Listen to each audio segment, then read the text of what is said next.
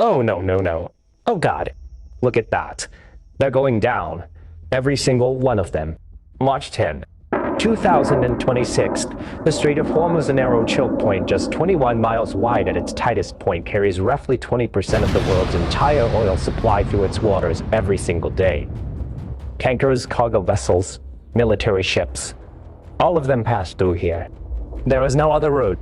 And on this day, according to you, as like Central Command, Iran was moving a fleet of laying vessels directly into those waters with what American military officials assessed as a clear intention to shut the strait down completely. What followed in the next several hours is what CENTCOM would later describe as one of the most decisive single naval engagements of Operation Epic Fury. But like 16 Iranian laying vessels were detected, tracked, and eliminated. But before the first strike was authorized, a chain of events had already been set in motion hours earlier, and it started not on the water, but in the air. The warning did not come suddenly. Intelligence assets had been monitoring unusual Iranian naval movement in the lower Persian Gulf for several days leading up to March 10th. Reconnaissance aircraft, surveillance drones, and satellite imagery were all tracking the buildup. Small, fast boats, rigid hull and flatibus, and converted civilian vessels were observed being modified and loaded at Iranian coastal facilities along the northern shore of the Gulf. The pattern was consistent with laying preparation. The hulls were low in the water. The deck configurations matched known Iranian minelayer profiles. Multiple vessels were moving in coordinated groups rather than independently, which analysts flagged as a significant indicator of a planned, organized operation rather than routine patrol activity. On the carrier flight deck, the launch sequence begins. Deck crews in colored jerseys move between aircraft at a controlled pace, no running. Legs slick, no wasted motion, every action deliberate. FA-18 Super Hornets are taxied into position on the catapults. Wings unfolded. Launch bars connected, jet blast deflectors rising behind the engines. The strike package for this mission reportedly included both carrier-based FA-18 seconds and land-based aircraft operating from forward positions in the region, according to defense analysts tracking the operation. The targets were moving vessels on open water, which required a different targeting solution than fixed ground installations. Real -time surveillance feeds from maritime patrol aircraft were reportedly linked directly to the strike package to provide continuous tracking of the Iranian vessels as they moved. The first fighter launches off the bow. The catapult fires, the aircraft drops slightly over the water, then climbs hard and banks south. Seconds later, another launches, then another. The escort ships in the strike group also begin moving into support positions. A guided missile destroyer turns and increases speed.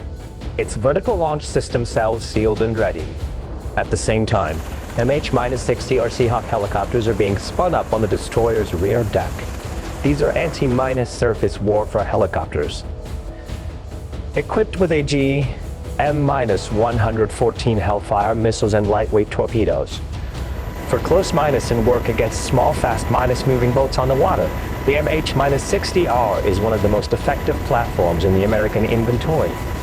Two of them lift off and head toward the reported position of the Iranian vessel formation at low altitude, skimming the surface. The Iranian vessels were reportedly moving in multiple groups rather than a single formation, spread across a wide area of water to the north and east of the strait's narrowest point.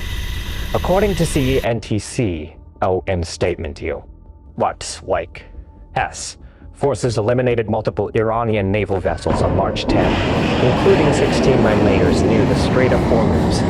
The statement gave no further breakdown of weapons used or a specific engagement sequence.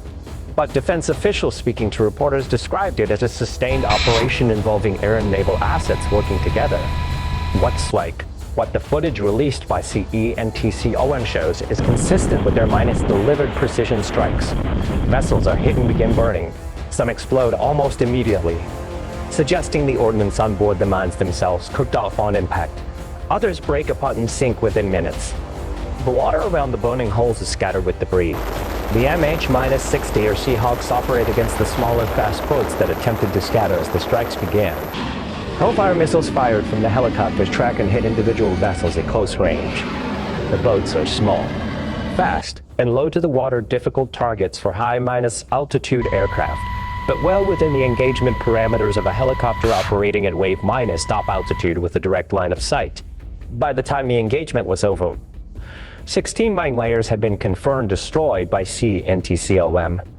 Additional Iranian naval vessels were also reported struck during the same operation, though the exact number was not specified in the initial statement.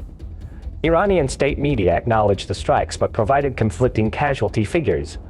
No U.S. personnel or aircraft were reported lost in the engagement. Back on the carrier, the aircraft begin returning.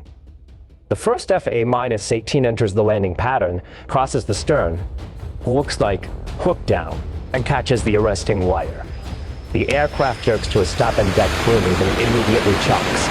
Like chains, safety checks. The pilot climbs down the ladder.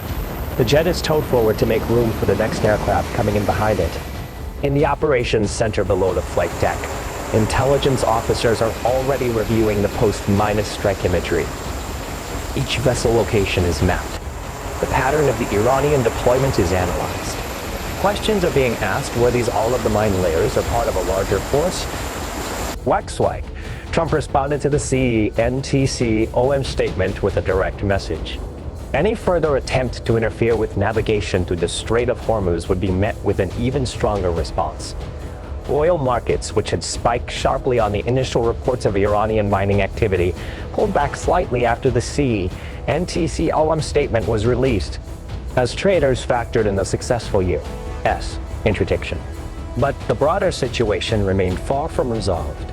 Iran had fired over 500 ballistic and naval missiles and nearly 2,000 drones since the start of hostilities on February 28.